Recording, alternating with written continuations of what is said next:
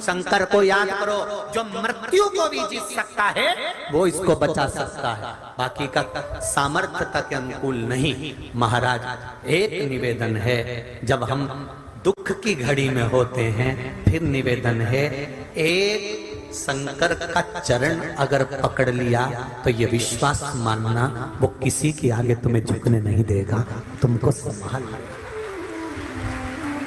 किसी के आगे झुकने नहीं देगा।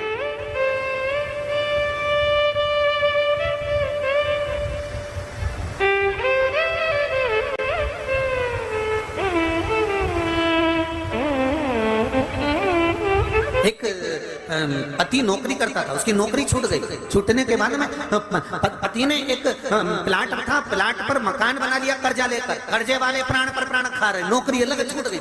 पत्र है शरद महादेव व्यवहारे परभणी महाराष्ट्र से, पत्र देखिए उन्होंने लिखा है, मेरा नाम शारदा महादेव व्यवहारे, मैं परभणी महाराष्ट्र से आई हूँ। कई बेटी हो तो हाथ हिलाइएगा। महाराज पिछले साल महीने में परिवार बहुत परेशानियों में हो गया था गुरुदेव, मेरे पति की नौकरी छूट गई और हमने छोटी सी जगह ले ली थी जिसपे बैंक से कर्जा लेकर मकान बनवा लिया।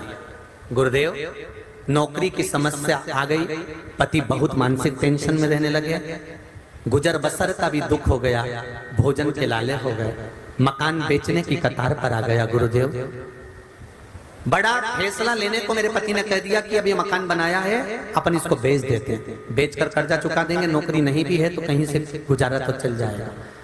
फैसला लेकर एक तरफ मकान था, दूसरे तरफ पति का टेंशन था कि ये बीमार ना पड़ जाए, तो हमने भी कह दिया ठीक है मकान को बेच दो, और मकान बेचने का फैसला किया गया। तभी आपकी और आपके शिव महापुराण के बारे में मेरी सहेली ने कहा, उसे सुन और सुनकर टीवी के सामने ही भगवान से प्रार्थना कर और जो उपाय बताए वो कर। तभी आपने पार्थिव शिवलिंग का निर्माण करवाया, जो इंदौर से पार्थिव शिवलिंग का निर्माण आप लोगों ने भी करा होगा। श्रावण के शिवरात्रि पर जब निर्माण करवाया तब हमने उस पार्थिव शिवलिंग का निर्माण किया और बाबा की कृपा ऐसी हुई गुरुदेव कि मेरे पति को उस पूजन करने के तीसरे दिन ही जॉब लग गया और हमारा मकान बिकने से बच गया। ये शिव है, ये शंकर है। गुरुदेव आपने 108 अखंड चावल का वर्णन करा, 108 अखंड चावल बेलपत्र रोज शिव जी को चढ़ाती हूँ। भगवान शिव की कृपा से, बाबा की दया से गुरुदेव मेरा विवाह जिस घर में हुआ वहां गरीबी बहुत थी। गुरुदेव मेरे जाने के बाद मैंने अपने पति को कहकर 108 चावल का दाना शंकर को चढ़वाना प्रारंभ करा और हमने भी चढ़ाया। बाबा गुरुजी क्या वर्णन करूं शिव का, क्या बखान करूं। बाबा की कृपा से चावल का दाना लेकर आप कहते हो एक चावल का दाना शिव जी को चढ़ाओ, क्या मिलता है गुरुदेव। मेरे जिस घर में शादी हुई वहां पर कुछ भी नहीं था, टीन का मकान छप्पर डला हुआ। बाबा की कृपा से मकान 3 मंजिल का, 10 से 12 नौकर, ट्रक, गाड़ी सब मेरे बाबा ने मुझको केवल चावल चढ़ाने से दे दी है। ये शिव है, ये शंकर है, ये ओघड़ी है।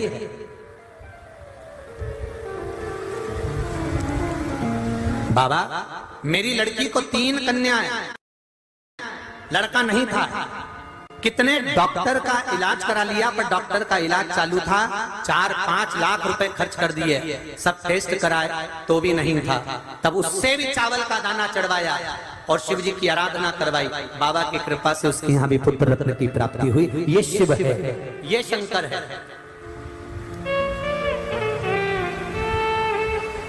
शिव की कृपा से हम नासिक में हैं, भगवान शंकर की नगरी है जहां शिव की आराधना करते हैं। ये ओघड़ी है मेरा शंकर। भोलेनाथ मेरी बेटी की शादी करा दो। शंकर भगवान बोले बेटी तेरी तो मैं काहे को शादी कराऊं,